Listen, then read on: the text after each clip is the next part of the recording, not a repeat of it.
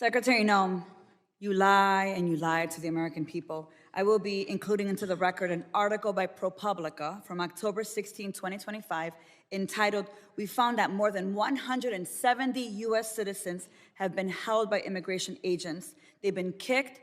There's nothing smiling about U.S. citizens. I'm sorry, that's very inappropriate. Let me continue. Okay. They've been kicked, dragged, and detained for days. The next one.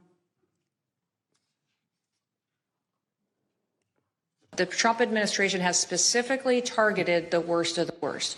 The individuals that we are going after are those that are violent criminals, those that are breaking our laws. Secretary Noem, again, you lied to the American people. I will be including into the record an article by the NBC News from December 7, 2025, entitled, "ICE has arrested nearly 75,000 people with no criminal records," data shows.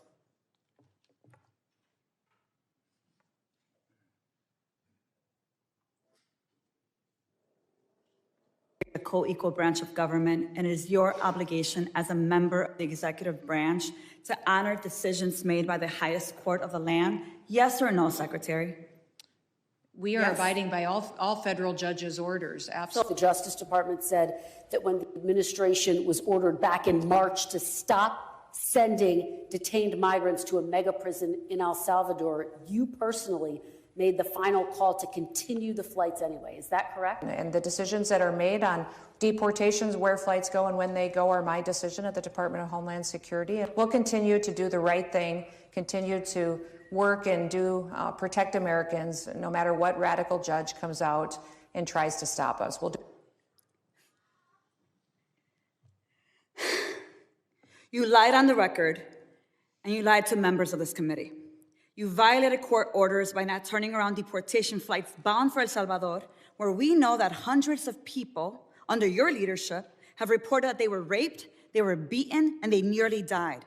And your agents used chemical weapons in Chicago despite court orders from District Court Judge Ellis forbidding their use. Secretary Noem, you, Gregory Bovino, and your ICBP and DHS deputized agents have waged an unaccountable, unlawful, unconstitutional war against communities across the nation.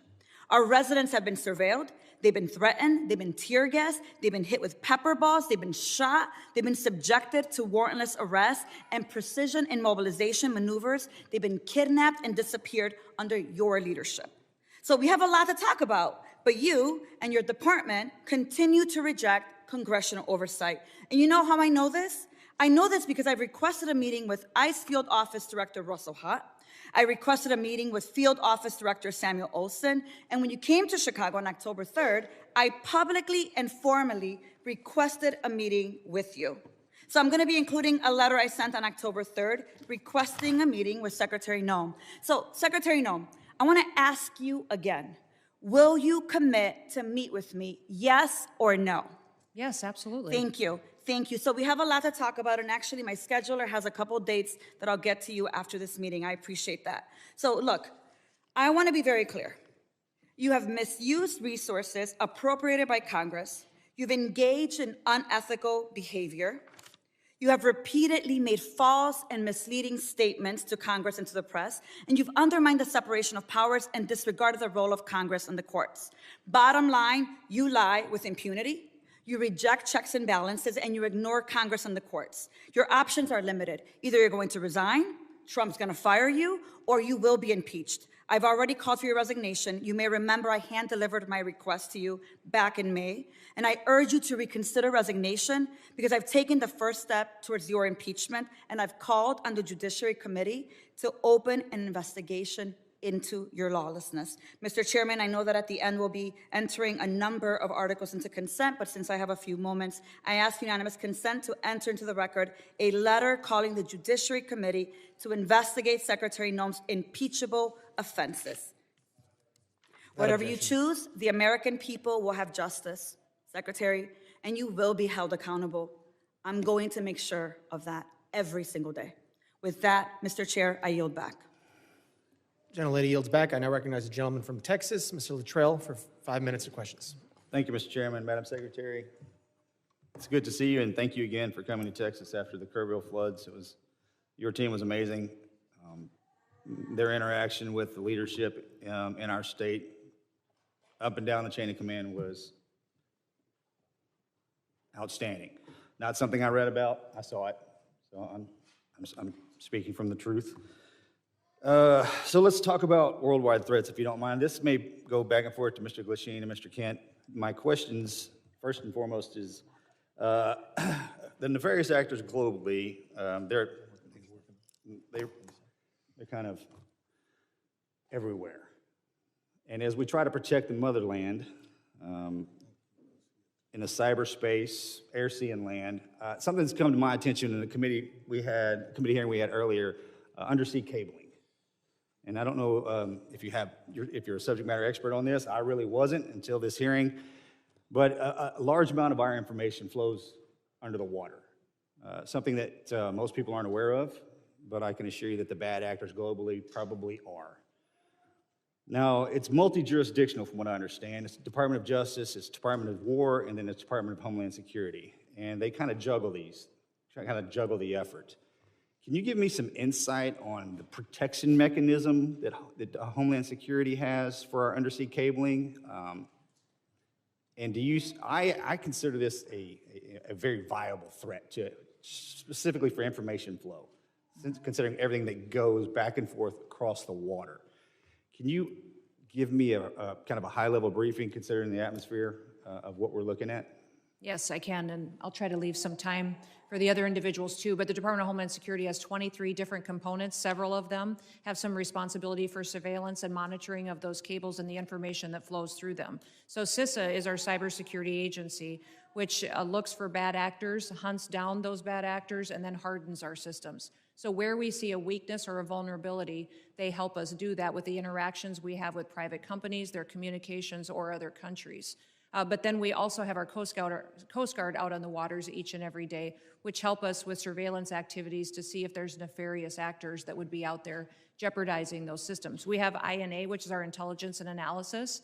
They are the ones that are helping us with our covert operations. They're the ones who are coordinating with our intelligence agencies on what we see as hacking attempts or enemies that would try to endanger those cables or cut them, damage them, so that they couldn't be utilized to keep our critical infrastructure going. FEMA is the agency that's responsible for, on our worst day, if we needed something or someone to run the government, if there was an attack in this country, FEMA is the agency that would do that and maintains the resources to making sure that we have an operating government in an emergency disaster situation. I know there's redundancy on the cabling system, and there's from what I understand, there's over 1 million miles of cable underwater. I want to make sure that we have enough protection in place so the ripple effect is not catastrophic to the country. Mr. Kent, you got something to add to that? I was going to shift over to Mr. Glasheen. In terms of undersea cabling, no, I do not. Okay. Mr. Glasheen, I have a question for you. So as far as trafficking, human trafficking, drug trafficking, this always hurts me to say this, but Houston, Texas is in my district, and it is the worst city in the country for sex trafficking in the country. I just cannot believe that. What is the FBI doing amongst other agencies? You just happen to be sitting here in front of me. And Madam Secretary, you can probably jump in on this too. Enough's enough. I understand the complexities of the World Wide Web and how these bastards are doing this, and we can't seem to grab a hold of them. What's the answer?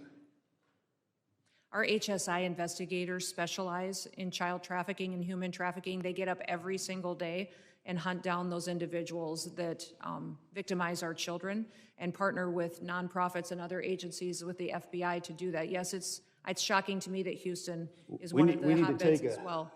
We need to take a better look at this because we're losing. I mean, we're losing so bad,